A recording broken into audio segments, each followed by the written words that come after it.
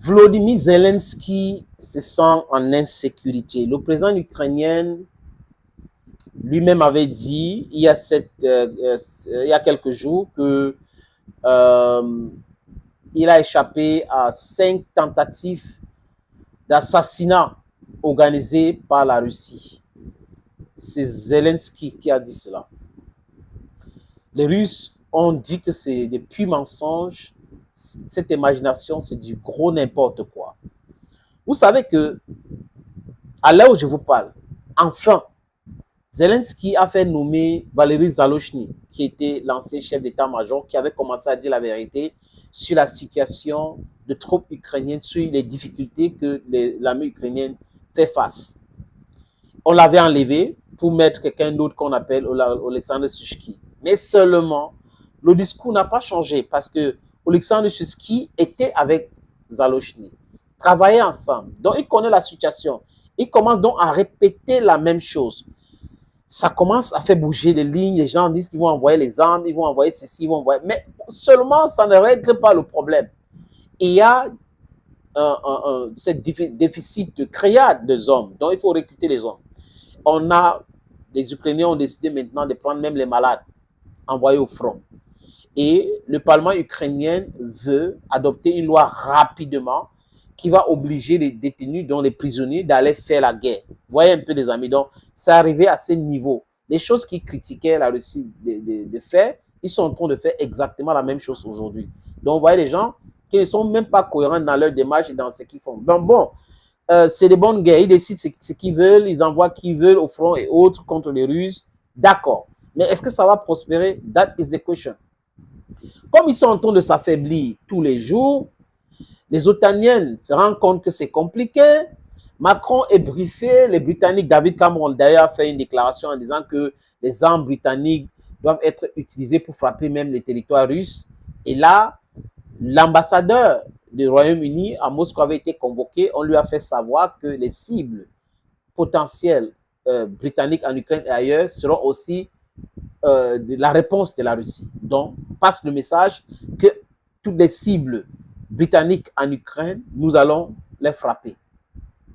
Des équipements et tout. Et ailleurs même. Donc, voilà la réponse de la Russie aux propos dangereux de David Cameron, l'ancien Premier ministre qui fait partie des gens que tout Africain digne de ce nom ne devrait pas aimer parce qu'on sait ce qu'il a fait à Gaddafi avec Barack Obama, Hillary Clinton. Je répète cela, la répétition c'est la mère de toutes les sciences, et Nicolas Sarkozy, les amis. Maintenant, on nous sort encore l'autre truc, c'est quoi? C'est que il y a un complot contre Zelensky. Qu'on a arrêté 2 colonels achetés par la Russie, qui sont autour de la garde présidentielle, qui étaient en train de préparer le kidnapping de Zelensky et l'assassinat de Zelensky. Le service secret ukrainien SBU, à travers son porte-parole, a dit des choses, qu'on a démasqué des gens et tout, et que même le patron du service secret militaire était un autre cible potentiel de la Russie, et que la Russie a voulu les éliminer avant la fête du 9 à 10 mai, la fête de la victoire. Et panique générale, les plateaux spéciaux, racontage, les spécialistes à 2 balles qui avaient donné tant de maladies à Vladimir Poutine, qui voyait la Russie perdre aujourd'hui, qui n'arrive pas à analyser la situation correctement parce que l'Ukraine est en difficulté, les amis, disent des choses, chacun vient raconter sa part de bouba, et je suis conscient que c'est des choses que les agences de communication les envoient. Donc, tous ces pseudo-experts sont des gens manipulés. Donc, ils sont des communicants. Mais ils ne sont pas courageux enough to tell people that we are just communicating. It's not what we think, because what you think is what is coming out from your mind, your head and all that. But what you are saying because they wrote and gave you with money can never be an expertise. It's not possible. Les amis, Zelensky vient maintenant de renvoyer son chef de sécurité personnelle. Donc, le patron de la sécurité personnelle de Zelensky a été renvoyé par lui. Il s'appelle comment? Sergei Leonidovich Rut.